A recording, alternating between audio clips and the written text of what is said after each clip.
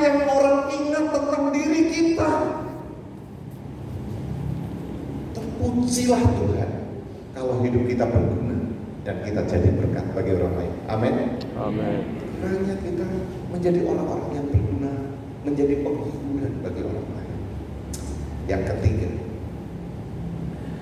bagaimana hidup berguna? Yang ketiga, memiliki hati yang mengampuni.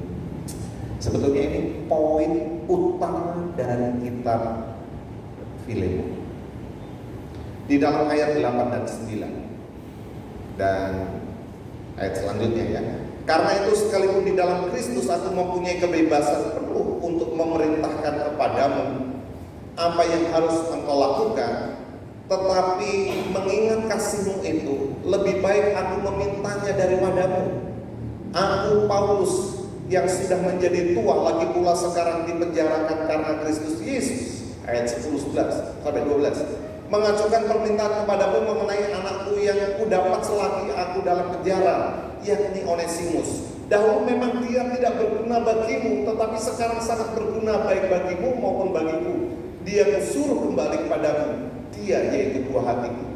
Ayat 13-14. Sebenarnya aku mau menahan dia di sini sebagai gantimu. Ini dari kata huper, ya, konsep pengganti diambil dari bagian ini.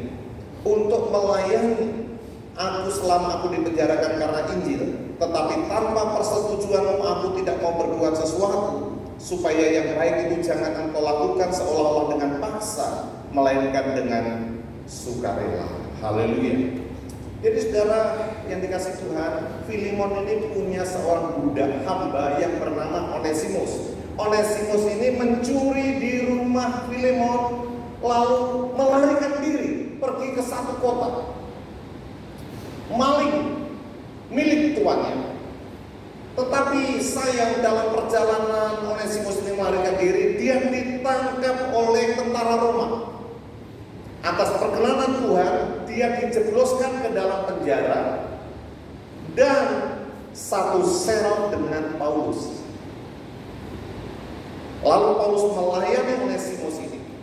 Onesimus ini bertobat, percaya kepada Tuhan Yesus, dan menjadi murid dari Paulus. Lalu Onesimus ini dibebaskan lebih awal daripada Paulus.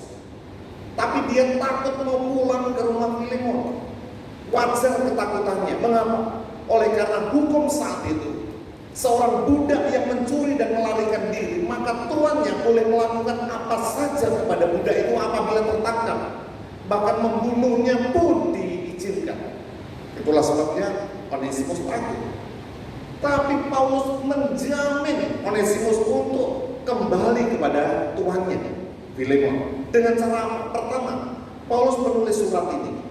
Surat ini menjamin untuk Onesimus diterima. Kedua, Paulus mengutus muridnya yang lain yang bernama Tikhikus untuk menyampaikan sendiri apa yang diucapkan oleh Paulus. Ketiga, yang memang kita tahu bahwa Paulus itu punya masalah mata, ya, sehingga dia tidak menuliskan suratnya sendiri, tapi beberapa kata ditulis. Dia berkata aku, ya, di dalam ayat yang ke 18-19 itu, aku Paulus menjaminnya dengan tulisan tanganku sendiri. Titik 2, aku akan membayarnya. Itu tulisan asli Paulus. Yang lainnya dituliskan oleh sekretarisnya. Tapi ini tulisan asli Paulus. Paulus harus memaksakan diri karena matanya hancur ketika dia dilempari batu di Listra, ya. Jadi dia tidak bisa menulis dengan baik. Dia memaksakan diri menulis untuk menjamin supaya Onesimus ini diterima oleh Filemon. Lalu kemudian Filemon datang ke sana dan kemudian diterima. Lalu yang menarik adalah ketika dia berkata, ya, kalau seandainya Onesimus ini berhutang, ya, ayat 18-19 saya bacakan, 18-19 boleh, ya. Dan kalau dia sudah merugikan engkau ataupun berhutang kepadamu, tanggungkanlah semuanya itu kepadamu. Aku Paulus menjaminnya dengan tulisan tanganku sendiri, aku akan membayarnya. Agar jangan kukatakan tanggungkanlah semuanya itu kepadamu karena engkau berhutang kepadaku, yaitu dirimu sendiri. Konsepnya begini Bapak Saudara. Sebetulnya Filemon tuh punya hutang yang lebih besar daripada uang yang diambil oleh Onesimus. Apa hutangnya? Hutang nyawa. Sebab Filemon percaya kepada Tuhan Yesus dan diselamatkan adalah merupakan buah pelayanan dari Rasul Paulus. Wajar dong, saya yang sudah menyelamatkan kamu melayani aku, sebuah hal yang wajar. Kamu berhutang kepadaku, kamu berhutang nyawa kepadaku. Tapi sudah melupakan itu. Nah sekarang terimalah Onesimus hambamu yang sudah percaya pada Tuhan Yesus, yang sudah bertobat, yang sudah kumuridkan ini sebagai pengganti dari dirimu. Ku anggap lunas kalau kamu menerima kembali hambamu ini. Itu konsepnya. Dan pastilah Filemon yang sudah percaya, yang sudah menjadi berkat itu sadar, iya ya, memang hambamu ini pernah maling, pernah mencuri uang, pernah berbuat jahat kepadaku. Tapi aku harus mengampuni dia karena aku pun sudah diampuni. Hutangku juga sudah dilunasi oleh Paulus. Saudara yang mengampuni, itu kuncinya. Saudara tahu ini indahnya. Onesimus kemudian diterima, bukan lagi sebagai hamba sesuai dengan permintaan Paulus. Terimalah dia sebagai saudara yang kekasih. Diterima kembali sebagai saudara, bukan sebagai hamba. Dan kemudian dalam catatan Ireneus itu adalah sejarawan. Pak Agus akan mengklarifikasi ini kalau salah. Yang merupakan anak didik dari Rasul Yohanes. Dalam catatan Ireneus, Onesimus ini kemudian menjadi gembala sidang di Efesus. Dan kemudian dia mati sebagai martir. Dia mati sahid. Saya suka kata ini di dalam ayat 10 sampai 12 ini. Dia berkata gini, dahulu memang dia tidak berguna bagimu, tetapi sekarang sangat berguna baik bagimu maupun bagi. Yang menarik, kata Onesimus artinya adalah useful, artinya adalah berguna. Dulu dia tidak berguna bagimu, dulu dia maling, dulu dia mencuri. Tapi sekarang dia sudah bertobat, dia sudah percaya Yesus, dia sudah menjadi murid. Sekarang dia sangat berguna bagiku, pasti dia menjadi berguna bagimu. Matinya pun sebagai martir menjadi berkat bagi kemuliaan Tuhan. Tuhan tidak peduli terhadap masa lalumu. Seburuk apapun masa lalumu, Tuhan sudah mengampuni, sudah melupakan. Mungkin kau berkata, Tuhan aku ini tidak berguna. Lihat, aku ini kotor. Masalahku begitu buruk. Di tangan Tuhan, hidupmu bisa berguna. Amin. Sama seperti Onesimus berguna. Tapi Onesimus berguna karena seseorang yang punya hati mengampuni. Itu indahnya. Mengampuni. Banyak orang terpenjara dengan sakit hatinya, bertahun-tahun tidak bisa mengampuni, bertahun-tahun menyimpan kepahitan, bertahun-tahun terpenjara dengan kebencian, ada niat untuk balas dendam, sehingga hidupnya tidak useful, tidak berguna bagi orang lain, justru menjadi batu sandungan. Bahkan ada yang sudah melayani tapi memendam kepahitan. Orang yang seperti ini tidak akan dipakai oleh Tuhan.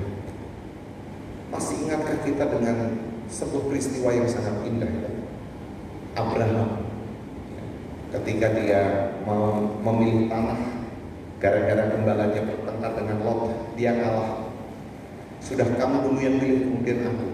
Lalu Tuhan yang memilihkan bagi Abraham. Abraham lihat ke kanan, ke kiri, ke muka, ke belakang, putar sejauh matamu memandang itu seluruh negeri yang akan kuberikan kepadamu. Tetapi pilihan Lot yang dekat dengan Sodom Gomora justru hancur berantakan. Bahkan keturunannya pun dari anak-anaknya sendiri menjadi aib, menjadi celah. Saudara mau jadi Abraham atau mau jadi Lot? Lepaskan pengampunan.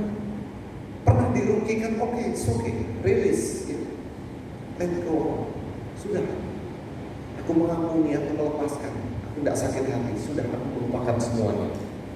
Tuhan bisa mengubah hidup untuk menjadi berkat bagi banyak orang. Kesaksian terakhir sebagai penutup. Mungkin saudara pernah dengar, karena ini pernah diulang di YouTube, dan saya sampai saat ini masih bergetar ketika mendengarnya. Seorang misionaris yang melayani di Papua karena dia cinta Tuhan. Dalam kesaksiannya itu, istrinya ketika lari pagi, dia dihadap orang, lalu kemudian diperkosa. Tapi dia tidak menjadi pahit hati, marah, dia pasti sakit hati, hancur, pasti. Siapa sih yang tidak dengan kejadian seperti itu menjadi marah? Tapi dia memutuskan untuk mengampuni yang memerkosa istrinya. Dia tidak pahit hati juga kepada Tuhan dan berkata, Tuhan, bukankah aku sudah melayani Engkau? Tapi kenapa ini terjadi? Dia tidak memutuskan untuk pulang ke negaranya. Dia tetap stay di Papua. Dan yang menarik, beberapa tahun kemudian dia menginjil di sebuah kota di Jayapura itu, lalu kemudian di Papua, lalu kemudian memenangkan beberapa orang ini yang kemudian dimuridkan. Ketika dia membimbing orang-orang yang dimuridkan, salah satunya mengaku bahwa dia salah satunya yang memperkosa istri. Tapi hati misionaris ini sudah mengampuni, melepaskan. Dia tetap membimbing orang ini sampai dia menjadi seorang hamba Tuhan. Saudara, cari perbandingannya di dunia ini. Orang seperti apa yang memiliki hati terhadap orang yang sudah memperkosa istrinya, menghancurkan rumah tangganya, tapi diterima sebagai murid, dididik menjadi hamba Tuhan, yang akhirnya dia menjadi berkat bagi banyak orang. Hanya orang yang memiliki kasih Kristus di hatinya. Tanpa kasih Tuhan tidak mungkin itu bisa dilakukan. Kalau saudara saat ini ada kepahitan di hatimu, tidak bisa mengampuni, ada yang salah di hatimu, ada yang tidak beres di hatimu. Karena setiap orang yang menerima Kristus sebagai Tuhan dan Juru Selamatnya akan dimampukan menerima kenyataan sepahit apapun dan untuk mengampuni orang-orang yang bersalah kepada kita. Saat kita mengambil keputusan itu, rela rilis, mengampuni, memaafkan, melupakan orang yang bersalah pada kita, itu menjadi sebuah titik tonggak. Hidupmu akan berguna bagi orang lain. Hidupmu akan berguna bagi kemuliaan nama Tuhan. Kita berdoa.